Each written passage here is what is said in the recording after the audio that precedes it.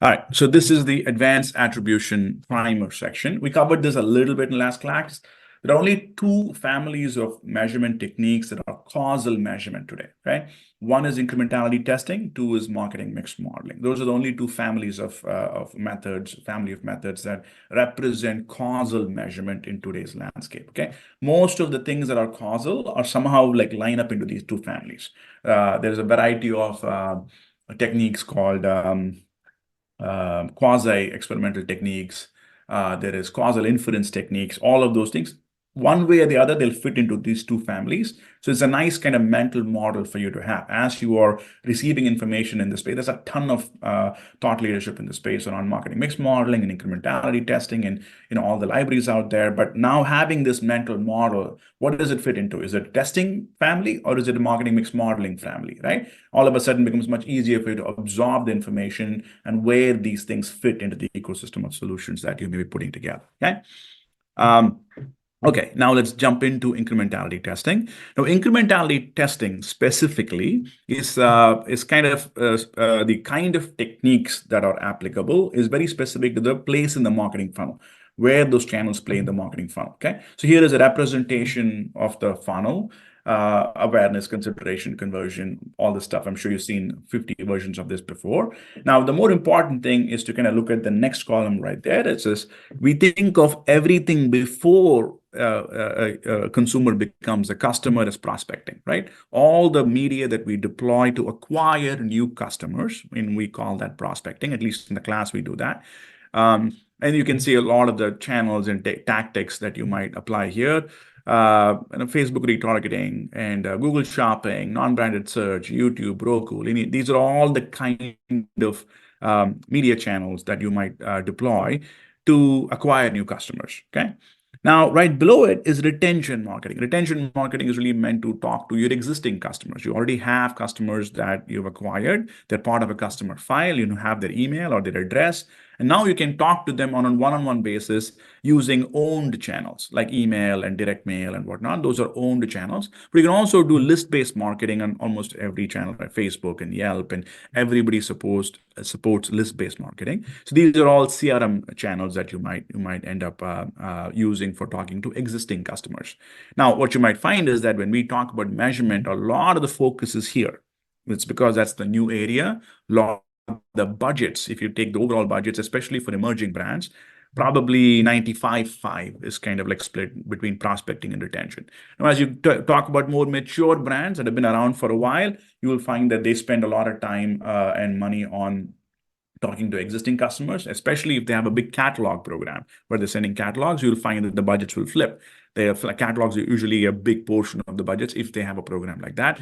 Then you could have a 70-30, where 70% is going to retention marketing, 30% prospecting, but off the 70%, probably 65% is going to the direct mail program, right? So those are some sort of important reasons for you to understand why you might hear a lot about one type of technique and not the other, is because what the brand is focused on, where the industry is focused on. You'll hear a lot of techniques and tools that are really meant to talk about new customer acquisition. It's kind of what a lot you hear, but having this mental model as to prospecting and retention, what channels you're using, and you'll see that the reason why this important is the kind of techniques that you would apply to measure, the kind of tests that you would apply to measure different kind of tactics are quite different, okay? Again, this is a nice real sort of a cheat sheet for you to print and post on your desk if you want to use it.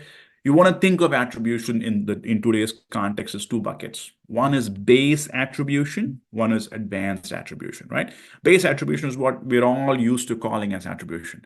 Platform attribution, last click attribution from the different platforms that you pull, web analytics attribution from Google Analytics or Adobe Analytics or UTM attribution, right? App attribution from Kochava, AppsFlyer, iOS 14 Apple directly, all that stuff. These is all what we call base attribution.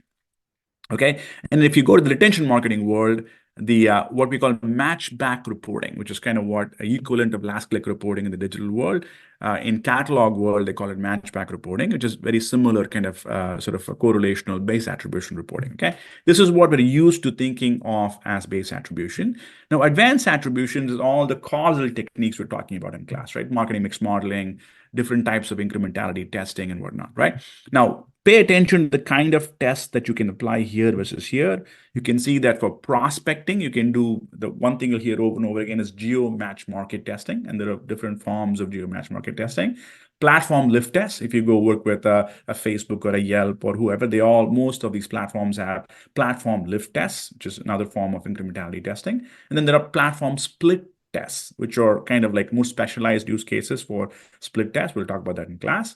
These is primarily all the types of tests would kind of go into one of these families. Okay, it's either a geo match market test or a platform lift test or a platform split test, and those are more or less what you can use for prospecting. Helping understand incrementality and prospecting. And then randomized control tests, RCT tests, or you might more commonly be in the direct mail world called holdout testing, is kind of what you would see for retention marketing. Okay, this is it. If you want to really kind of have a cheat sheet that says what are the different types of tests that I can apply, and here is a kind of a simple use case. The one special case here is post-purchase surveys. We're going to talk about that today. It's not really a test. It's really sort of an heuristic approximation. It just turns out in practice, when you ask consumers, hey, where did you hear about us? And they tell you an answer. It kind of approximates incrementality in many cases, right? And we're going to have Eli talk about a use case about how he uses it, how he uses the post-purchase survey numbers as what he calls poor man's incrementality. Okay.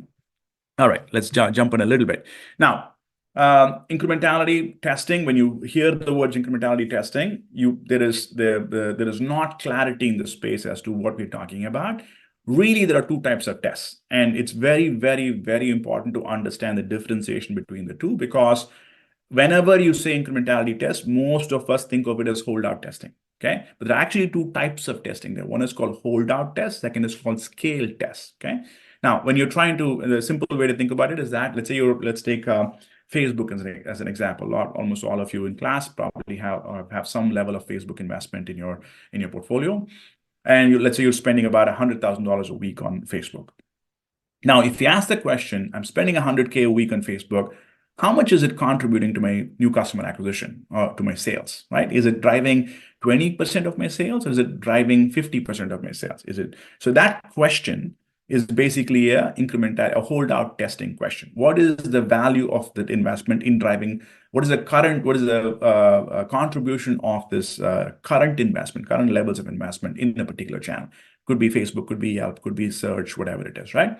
Now you can ask another question that says, okay, if I increase my investment from $100,000 a week to $150,000 a week, what will the marginal investment give me in terms of marginal returns? For the additional $50,000 in media investment, am I going to get $100,000 in return or $50,000 in return? Well, how much will I get? What is the marginal CPA, ROAS, marginal returns I will get? That's essentially answered through a scale test. Okay. Now, the reason why this is so important is because in practice, you will end up doing more scale tests than holdout tests. If you're actually an incrementality testing practitioner, what you'll find is that when you go design the test and look for feasibility analysis, and we will teach this in class, you will find out that most of the times holdout tests are not feasible, and you have to do scale tests to get reads. Okay. And this is a big challenge in the space where we end up doing a lot of holdout tests and we end up getting a lot of unfeasible or results that are basically undetectable. Lift is not detectable because the tests were not feasible to begin with. So when I do it, I probably do 7 out of 10 tests I do are actually like end up being scale tests as opposed to holdout tests. And a good sort of a rule of thumb for you to kind of keep in mind. Okay, and they're both incrementality, but it's good to like have these be sort of split out. Okay, now a little bit more characterization on the different types of testing, possible types of testing in these different families. In the geo match market testing approach, you can do both holdout and scale tests. Okay, same thing with platform lift test. If you're working with a meta platform lift test or a Snap platform lift test, you can do both holdout and scale tests. It's absolutely possible. When you're doing platform split tests, It's only possible to do scale tests. You cannot do holdout tests. It used to be possible before iOS 14.5. In fact, we built products on that. But as of iOS 14.5 and a lot of the deprecation of the view through windows and whatnot, it's not possible to do holdout tests anymore. You can only do scale tests. I think Melissa at Yelp was asking the question, you need additional investments, are we doing PSA tests and whatnot? That was a prior era. There was a pre-iOS 14.5 era when a lot of tests were actually platform split tests, and you would split the audiences and run a PSA. It's more or less dead. That approach for incrementality measurement is maybe viable in small pockets here and there. For the most part, those approaches have gotten outmoded in the industry. Okay, and then for retention marketing, you can do what's called randomized RCTs or randomized control tests. You can do both holdout and scale tests. Again, a nice cheat sheet. What kind of test is possible in what kind of context? It gives you a nice kind of breakdown here. Okay, all right. If you're talking about prospecting audiences, of course, naturally, these are the only tests apply. Now, why that's meaningful? Again, we're going to like sort of layer a little bit more sophistication on that. If you take the prospecting test we talked about, these tests we talked about, now it breaks down into two families of tests. One is geo-match marketing test, geo-match market testing, which is the identify markets where you can hold out some markets and scale some markets and use other markets as control. That's what's called geo-match market testing. Now again, two types of testing: hold out testing and scale testing. And what's unique about this is this is primarily a first-party approach, right? So if you are a marketer in class, if you are TeePublic, or if you are Instacart, or if you are any of the other brands who are joining this class, you are probably thinking, what kind of test can I run with my first party assets? You're probably thinking geo-match market tests, right? These are the probably types of tests you will deploy. And it's mostly based on first party transaction data. So it's very robust. You're using your own assets for calculating the lift or the contribution of channels in investments to your business. So you have a lot more control over it. It is the highest integrity test you can run because you're very transparent. You have all the data, you control all the variables, but also there's a fair amount of elbow grease in doing that, right? So this is probably the highest quality test that you will see being deployed in market over and over again. You'll hear a lot about it as well. And there are different grains you can do the test. You can do it at the state level, DMA level, zip level, and whatnot. And the market grain also changes by country. If you're primarily a US brand, all of those things apply. You can do state, DMA, zip. But if you are living in Australia, for example, you probably have to do city level testing. If you go to UK, for example, city level testing. So there is some nuance in what market grain is relevant for the country you live in or country you're testing in. Important is probably an advanced topic for now, but for you to understand that this is probably what you're thinking about in terms of the type of test. Okay.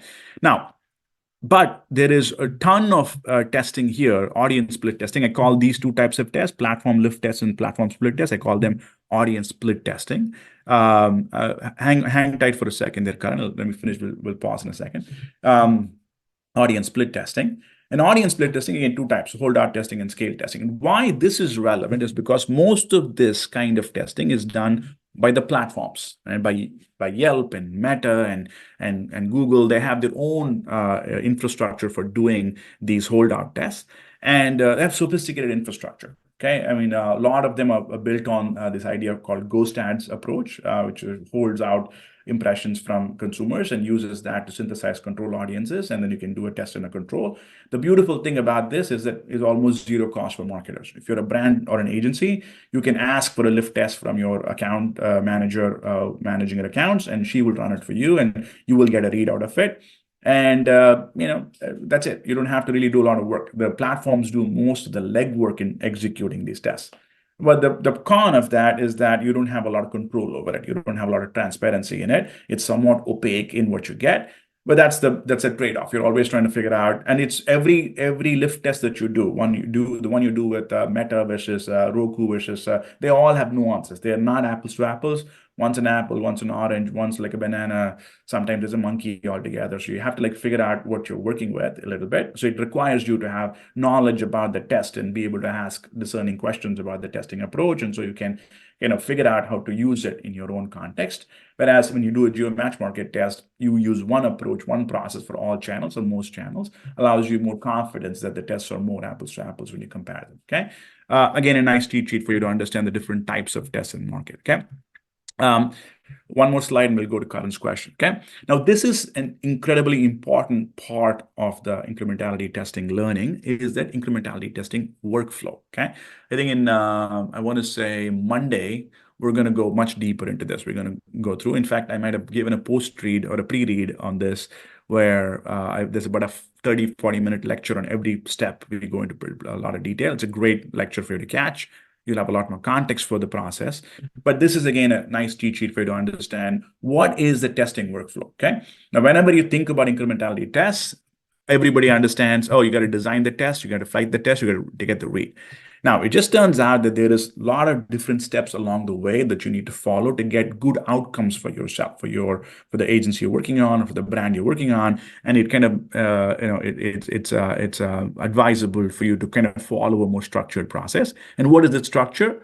This is the structure. Okay, almost always you start with objectives.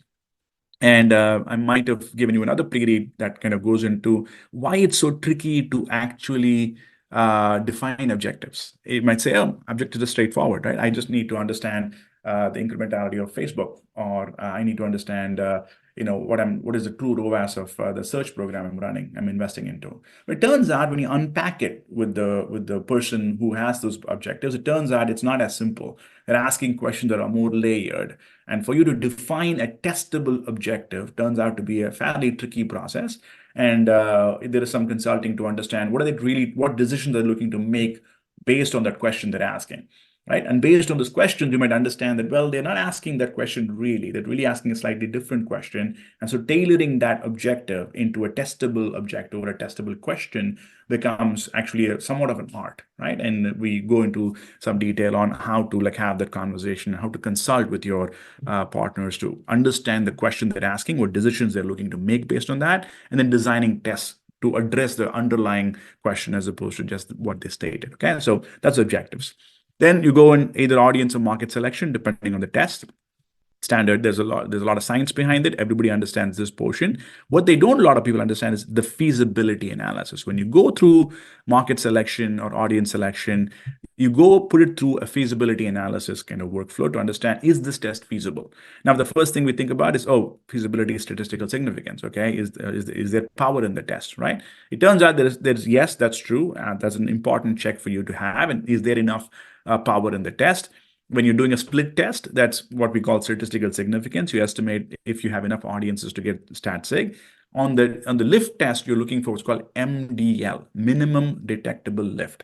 In the channels that we're working in, when we go deploy media in market or take media out of market, will those markets drop significantly or increase significantly? And will that increase be significant?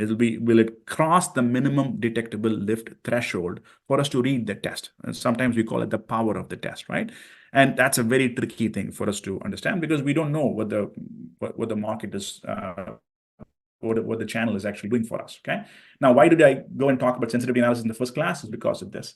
For you to do feasibility analysis to start with, you need to have a coarse assumption of contribution to understand if a test will be feasible or not. Can I do a holdout test? Will it even be feasible? If it turns out that there is only about 2% contribution for a particular channel, and it's meaningful, you're only spending a small amount of money. Okay, maybe let me take because I'm starting at Kadisha, I'm going to use the Yelp example. So imagine you're spending a small amount of test dollars on Yelp. You just started working with Yelp. You're probably spending $50,000, $70,000 a month on Yelp. And maybe it's driving a really strong lift, and it's driving about 1.5% or 2% of total contribution business. From a ROAS perspective, that's amazing. That's a killer ROAS, right? Maybe it's a 5 or 7 ROAS, and you would love to invest in that. But the natural flow in the business is about 8%. There's 8% variation week over week, month over month, or even 10% variation. Very easy to say that. So if you do a holdout, and even if the markets drop by 2%, it's unreadable. right? It doesn't cross the minimum detectable lift threshold, right? So therefore, how do you then understand what kind of tests are meaningful? Which is why a lot of times you end up doing scale tests, because you're trying to move the markets past the natural variation, right? So that kind of insight on what tests are feasible will come out of feasibility analysis. And you'll typically end up using the sensitivity analysis course contribution as a way to figure out what kind of test should I even like go for, okay? What? And then the last one is what's called decision matrix. Okay. Now, when you design a test, it's almost sort of trivial, not trivial, but it's almost irresponsible for you to not go through what I call mock decisions. Now, what happens if the channel lands with a 7% lift? What does the ROAS look like at that point? What happens if the lift reads a 3% lift? What happens if the channel reads a 1% lift? What are the different ROAS or CPA sort of estimates at those levels of lift? And what would you do with the channel if you do that? If you end up in that lift, what are the potential decisions you're making at those different lift circumstances? You go through what I call mock decisions, okay? Now, when you go through these mock decisions, what happens is that you kind of figure out what are obvious questions that you would answer here. Typically, what will happen, you will go through the whole thing and you'll find out that, wow, this is a really strong lift. It's a 10% lift, but the media is incredibly expensive. It's not, the CPA is not panning out, right? You would have known that before you deploy the test in market if you went through a decision matrix. You don't actually have to put the test in market, right? And sort of again, a rule of thumb, I probably, but half the tests I design, I don't end up deploying, because when I go through the decision matrix, it becomes obvious one of two things happens. Either it becomes that, oh, this media just cannot belong in my portfolio at these CPMs. It's just not even worth kind of talking about this, because even if this thing works really, really well, now if it works 3 times as efficient as Facebook is working for me, even then I cannot afford it, because it's just not going to be worthwhile for how much I'm paying for it, right? So either I account for this media in a different way as a brand investment or something, or I just let it go, right? There's not even point in testing this media anymore, right? Or you might find that, hey, even at a really small contribution, even if Yelp generates 1% lift, the ROAS is like 5. I am pretty confident it's probably going to do a 3 or 4% lift. The ROAS is going to be much stronger than that. So I shouldn't be doing a holdout test. I should really doing a scale test. I should really figuring out what happens if we scale Yelp by 2x, 3x, right? So that's possibly the decision I'm going to make. I'll get both answers. What happens? What is the incremental contribution of the current investment? And what's the marginal contribution when I scale the investment by 2x or 3x, right? You get both those answers. And therefore, you end up figuring out the answers to the questions you're going to ask anyway at the end of the test. Okay. This is what's called a decision matrix. This mock decision process you go through as part of a test design really flushes out your thinking about what you're going to do with the results. And that really, of course, flows down into the robustness of the test and the usefulness of the test results you will get at the other side of the process. Okay. And there's also a lot of emotion with test results.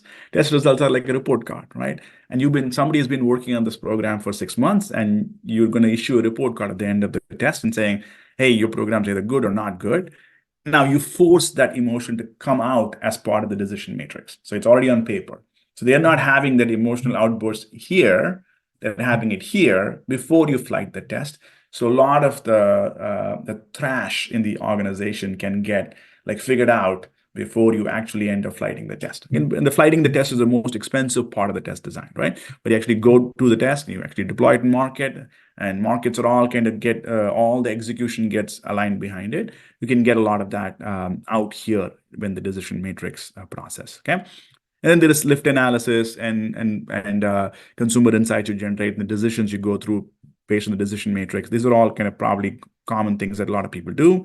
But what many people don't realize is that almost always you end up with more questions. You get a bunch of answers, but you also unpack new questions as part of the test design or as part of the test results. It is expected. So it's not a failure that you have more questions as part of the test design. It's just natural that the world is a complex place. Every time you unpack, there are certain things, you have certain learning, and you'll have more questions that come up. It's just you have to embrace it as natural part of the process, so that you can feel like, hey, this is going to come up. We're going to answer certain questions. We'll have other uncertainties that open up, and we have to figure out if it's important enough for us to actually go test that, right? It becomes part of a new learnings agenda. Now, having this framing for what the workflow should be, again makes it much easier for you to process how this might work through in your organization, plan for it, execute for it, and then have more success doing testing in your